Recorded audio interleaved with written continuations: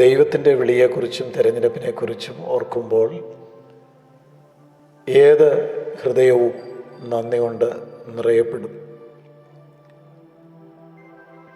വിളിയും തിരഞ്ഞെടുപ്പും ശരിയായി മനസ്സിലാക്കിയ ഏതൊരു വ്യക്തിയും ഹൃദയത്തിൽ ദൈവത്തിന് സ്തുതി പാടുന്നവരാണ്.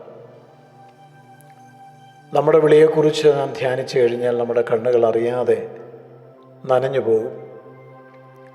ഈ വിളിക്കും തിരഞ്ഞെടുപ്പിനും നമ്മിൽ ഒരു യോഗ്യതയും ഇല്ല എന്നുള്ളത് കൊണ്ട് തന്നെയാണ് അറിയാതെ നമ്മുടെ കണ്ണുകൾ നനയുന്നത്.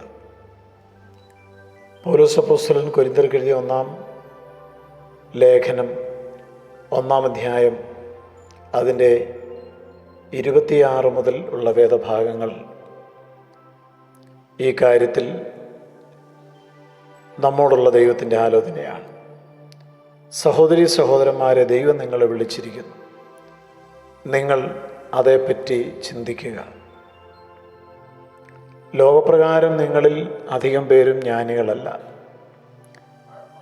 മിക്കവരും വലിയ സ്വാധീനം ഉള്ളവരുമല്ല, പ്രധാന കുടുംബങ്ങളിൽ നിന്നുള്ളവരല്ല മിക്കവരും. എന്നാൽ ജ്ഞാനികളെ നാണം കെടുത്തുവാൻ ദൈവം ലോകത്തിലെ ഭോഷത്വമായത് തിരഞ്ഞെടുത്തു. ശക്തരായവരെ നാണം കെടുത്താൻ ദൈവം ലോകത്തിലെ ദുർബലമായതിനെ തിരഞ്ഞെടുത്തു. ലോകം അപ്രധാനമെന്ന് കരുതിയതിനെയും ദൈവം തിരഞ്ഞെടുത്തു. ലോകം വെറുക്കുകയും തള്ളുകയും ചെയ്തതിനെ ദൈവം തിരഞ്ഞെടുത്തു. ഈ വചനങ്ങൾ തീർച്ചയായും എത്രയോ അനുഗ്രഹിക്കപ്പെട്ട വചനങ്ങളാണ്. ഈ ലോകത്തിന് വേണ്ടത് മിടുക്കന്മാരെയാണ്, സമർത്ഥന്മാരെയാണ്, ശക്തിയുള്ളവരെയാണ്, അറിവുള്ളവരെയാണ്, കുടുംബ ശ്രേഷ്ഠത ഉള്ളവരെയാണ്.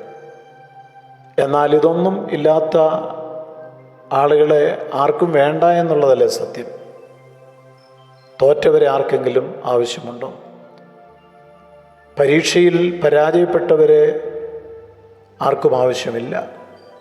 അങ്ങനെയുള്ളവർക്കൊന്നും വലിയ വില ഈ ലോകം നൽകാറില്ല.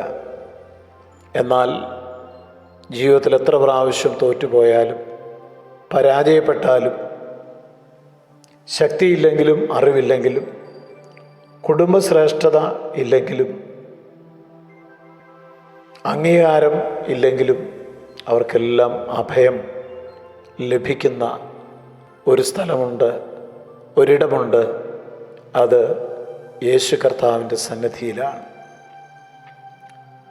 അതുകൊണ്ടാണ് സഹോദരന്മാരെ, നിങ്ങളുടെ വിളിയെക്കുറിച്ചും തിരഞ്ഞെടുപ്പിനെക്കുറിച്ചും നിങ്ങൾ ഉറപ്പാക്കുവിൻ എന്ന് ആവർത്തിച്ച് തിരുവെഴുത്തിൽ പറഞ്ഞിരിക്കുന്നത്. ഭാഗ്യവശാൽ ബോവസിൻ്റെ വയലിൽ വന്ന രൂത്തിനെ പോലെയാണ് നാം ഓരോരുത്തരും. അതുകൊണ്ട് തീർച്ചയായും പ്രതീക്ഷയ്ക്ക് ഏറെ വകയുണ്ട്. ദൈവത്തിൻ്റെ സ്നേഹത്തെക്കുറിച്ച് നാം മനസ്സിലാക്കി കഴിഞ്ഞാൽ, തോറ്റുപോയവരെ അകറ്റി നിർത്തുന്ന ഈ ലോകത്ത്, പരാജയപ്പെട്ടവനെ ഒഴിവാക്കുന്ന ഈ ലോകത്ത് യേശു അവരെ ചേർത്ത് പിടിക്കുവാൻ ആഗ്രഹിക്കുന്നവനാണ്. ജീവിതത്തിൽ പരാജയപ്പെട്ടവനുണ്ടാകാം, പരീക്ഷകളിൽ പരാജയപ്പെട്ടവരുണ്ടാകാം. ഭയപ്പെടരുത്. യേശുവിൻ്റെ സന്നിധി നമുക്ക് ഒരഭയസ്ഥാനം തന്നെയാണ്. ഒരിക്കൽ പത്രോസ് യേശു കർത്താവിൻ്റെ വാക്ക് കേട്ടിട്ട് കടലിൻ്റെ മീതെ നടന്നു തുടങ്ങി. വരിക എന്ന് യേശു പറഞ്ഞപ്പോൾ അവൻ കടലിൻ്റെ മീതെ നടക്കുവാൻ തുടങ്ങിയതാണ്.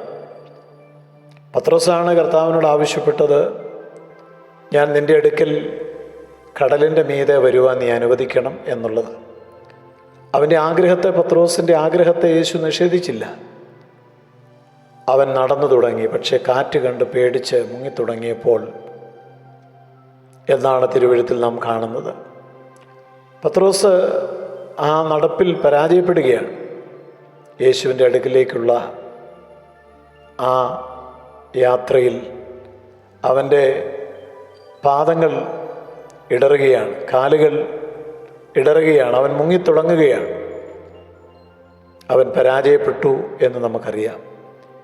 എന്നാൽ ആ പരാജയപ്പെട്ട പത്രോസിനെ യേശു തൻ്റെ കൈകൊണ്ട് പിടിച്ച് ഉയർത്തുന്നത് മത്തായി സുവിശേഷം 14-ാം അധ്യായത്തിൽ നാം വായിക്കുന്നുണ്ട്. ഒരു കാര്യം നാം മനസ്സിലാക്കണം,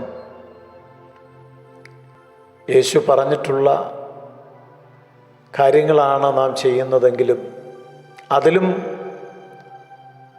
പരാജയപ്പെട്ടു പോയ പത്രോസിനെ പോലെ നാം ആയിരിക്കുന്നെങ്കിലും ചേർത്ത് പിടിക്കുവാൻ ദൈവത്തിൻ്റെ കരം നമ്മോടൊപ്പം ഉണ്ടാകും. തോറ്റുപോയവനെന്നും പരാജയപ്പെട്ടവനെന്നുമൊക്കെ ലോകം ഒരുപക്ഷെ നമ്മെ മുദ്ര കുത്തിയേക്കാമെന്നാൽ യേശുവിൻ്റെ സ്നേഹം അത് അതുല്യമാണ്. നിങ്ങളുടെ വിളിയെ നോക്കുവീൻ, ലോകപ്രകാരം മിടുക്കന്മാരില്ല, കുടുംബശ്രേഷ്ഠതയുള്ളവരില്ല, കുലമഹിമയുള്ളവരില്ല. ബലഹീനരായിട്ടുള്ള, പരാജയപ്പെട്ടവരായ, തകർന്നവരായ ആളുകളെ ദൈവം തിരഞ്ഞെടുത്തിരിക്കുന്നു. ഒരു ജഡവും ദൈവസന്നിധിയിൽ പ്രശംസിക്കാതിരിക്കേണ്ടതിന്, എൻ്റെ കഴിവുകൊണ്ട്, എൻ്റെ ശക്തി കൊണ്ട് ഞാൻ നേടി എന്ന് ആരും പറയാതിരിക്കേണ്ടതിന് അവിടുന്ന് ഏറ്റവും ബലഹീനമായതിനെ ഇന്നും തിരഞ്ഞെടുക്കുന്നു. നന്ദി നമുക്ക് ദൈവത്തിന് അർപ്പിക്കാം. സ്വർഗസ്ഥ പിതാവേ, ഞങ്ങളുടെ വിളിയെക്കുറിച്ചും തെരഞ്ഞെടുപ്പിനെക്കുറിച്ചും ഞങ്ങളെ ഒരിക്കൽ കൂടി ഓർപ്പിച്ചതിന് നന്ദി. അവിടെ ഞങ്ങളെ സ്നേഹിച്ച ആ സ്നേഹത്തിന് നന്ദി പറയുന്നു. യേശു ക്രിസ്തുവിൻ നാമത്തിൽ തന്നെ. ആമേൻ.